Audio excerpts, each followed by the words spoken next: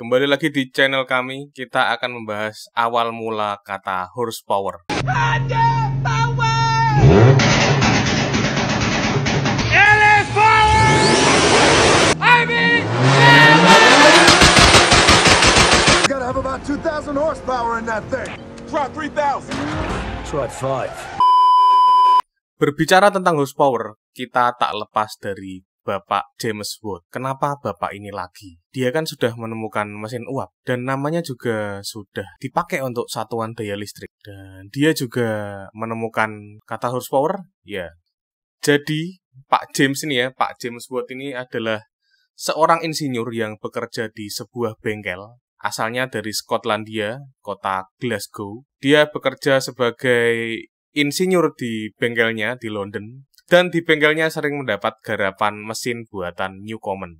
Jadi sudah sekitar 50 tahun mesin buatan Newcomen ini dipakai di perindustrian Inggris. Meskipun mesin Newcomen ini sangat ngetren di 50 tahun terakhir di tahun tersebut, tapi mesin Newcomen ini banyak mengalami malfungsi atau belum sempurna. Beberapa ketidaksempurnaannya adalah boros air dan boros batu bara, sering mengalami kebocoran, sering overheat, dan bahkan meledak.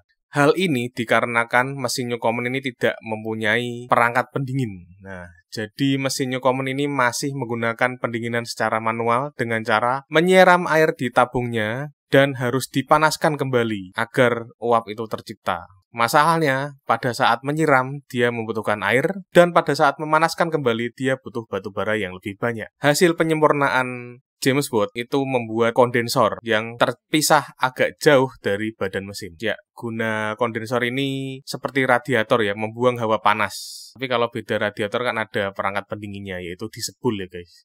Selain menyempurnakan pendinginan, James Watt juga merubah gaya kerja mesin tersebut yang awalnya bergerak bolak-balik menjadi berputar. Perubahan itu ternyata bisa membuat mesin sangat efisien. Dan terciptalah mesin uap modern pada saat itu. Makanya Bapak James Watt ini menjadi bapak penemu mesin uap. Tapi sebetulnya itu adalah penemu mesin uap modern. Tidak sampai di situ juga, mesinnya ini sudah dilengkapi dengan throttle atau istilahnya bisa diatur kecepatannya. Nah, James Watt yang seorang insinyur dan juga seorang bisnismen, meskipun dia sudah membuat produk yang sangat baik, dia tetap memikirkan cara untuk menjual mesin tersebut. Dan karena kebanyakan calon customer-nya ini adalah para petani, para industri pabrik, yang kebanyakan mesinnya masih ditarik oleh kuda, dia menggunakan satuan kuda untuk menjelaskan mesin yang dibuat tersebut. Dia berceloteh kepada calon customer-nya, mesin ini dapat menggantikan 10 kuda. Daya mesin yang saya ciptakan ini setara dengan 10 kuda. Alhasil beberapa calon customer-nya ini kepincut. Karena mungkin ya, menilai harga mesin yang dia buat dengan 10 kuda itu lebih murah. Penyambutan Pak James Watt tentang mesinnya yang bertenaga 10 kuda bukan tanpa alasan. Tentu dengan perhitungan. Pada saat itu, banyak tambang batu bara yang menggunakan kuda. Rata-rata satu kuda tersebut dapat menarik beban 200-250 kg dalam waktu 1 menit dari kedalaman 30 meter dengan menggunakan katrol. Jadi bisa dikatakan mesin yang dibuat James Watt ini bisa menarik sekitar 2.500 kg atau 2,5 ton. Wow, sangat kuat ya kayaknya ya. Jadi penasaran. Banyak industri yang sangat kepincut dengan mesin buatan James Watt ini dan inilah awal revolusi industri. Mesin uap buatan James Watt ini telah merevolusi cara kerja manusia secara besar-besaran dalam segala bidang. Seperti di pertanian sebagai penyedot air, di industri besi dan baja, tekstil, bahkan transportasi seperti kereta uap dan kapal. Tentunya mesin yang dibuat James Watt ini memiliki berbagai macam ukuran dari yang kecil hingga yang sangat besar. Dan banyak juga para pengusaha yang membuat mesin serupa menggunakan kata-kata horsepower. Dan akhirnya kata horsepower itu ngetren sampai sekarang. Di zaman sekarang banyak satuan tenaga selain horsepower. Kita bisa melihat PS ataupun kW kilowatt. Nah, kita akan menjelaskan kata-kata tersebut.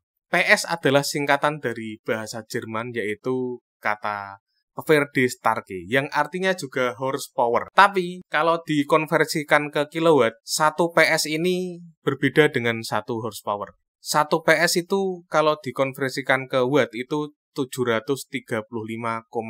Tapi kalau 1 horsepower itu 745,7. Nah, ini kenapa ya kok beda ya? Mungkin kuda di Inggris itu lebih besar daripada kuda-kuda di Jerman. Saya juga nggak tahu. Mungkin teman-teman ada yang tahu, bisa komen di bawah.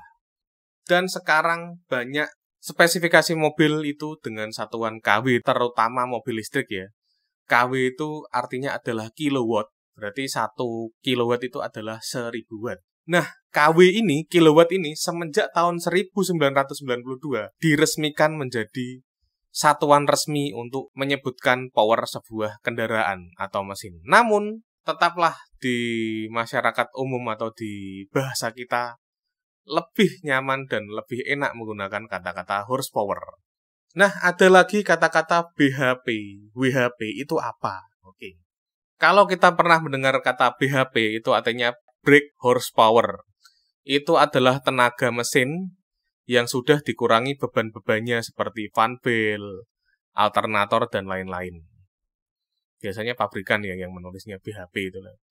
BHP itu biasanya cara mengukurnya adalah di poros roda ataupun di crank, on the crank gitu. Dan yang paling ngetren adalah WHP, wheel horsepower. Apa itu? Nah, ini adalah kekuatan murni atau kekuatan yang biasanya diukur dari dyno test sebuah kendaraan. Misal ada mobil yang powernya 1000 horsepower on the wheel, nah, berarti mesinnya lebih besar HP-nya, mungkin 1000 lebih dikit gitu lah. Dan penyebutan horsepower itu tidak hanya di ranah mobil dan motor ya.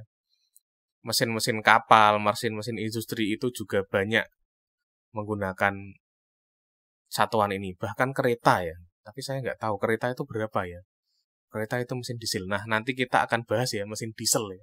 Dan jika kita kesehariannya menggunakan motor 100 sampai 150 cc, itu biasanya cuma 15 horsepower. Kayak Supra itu 14 horsepower, NMAX itu 17 horsepower. Kalau mobil 1500 cc itu biasanya 100 HP. Kalau mobil 200 HP itu di jalanan itu udah kenceng banget ya.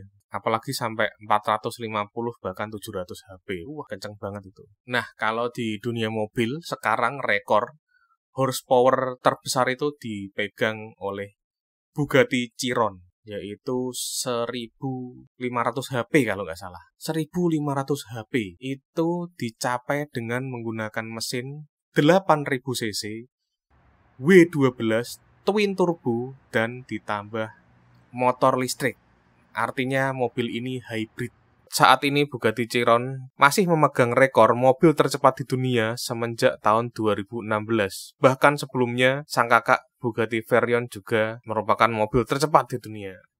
Kecepatan mobil ini mampu mencapai 100 km per jam hanya dalam waktu 2,4 detik saja.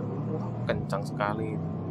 Mencapai 200 km per jam dalam 6,1 detik. Dan mencapai 300 km per jam dalam 13,1 detik. Dan bisa mencapai 400 km per jam dalam 32 detik. Kecepatan maksimalnya atau top speednya itu 490,48 km per jam. Dan berat mobil ini hanya 1,9 ribu kilogram atau kurang dari 2 ton. Tentunya didukung oleh barang-barang eksotis ya, logam eksotis seperti titanium dan bahan-bahan seperti serat karbon. Ya, itulah penjelasan dari kami tentang asal-muasal horsepower. Terima kasih Bapak James Watt, Bapak industri kita, Bapak mesin uap kita, Bapak fisikawan kita yang sangat berjasa. Dia adalah inventor yang hebat, kebanggaan orang Inggris, dan penemuannya memang sangat berdampak sampai menimbulkan revolusi industri di Inggris. Pergantian manusia dengan mesin. Tapi tetap ya, mesin itu butuh manusia buat operator. Jadi tidak semuanya itu bisa lepas dari manusia. Oke, mungkin seperti itu dulu penjelasan dari kami. Kurang lebihnya mohon maaf. Terima kasih telah menonton. Sampai jumpa di video berikutnya. Ciao.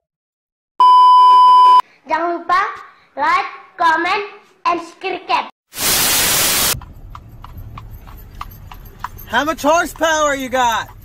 One. One? Damn!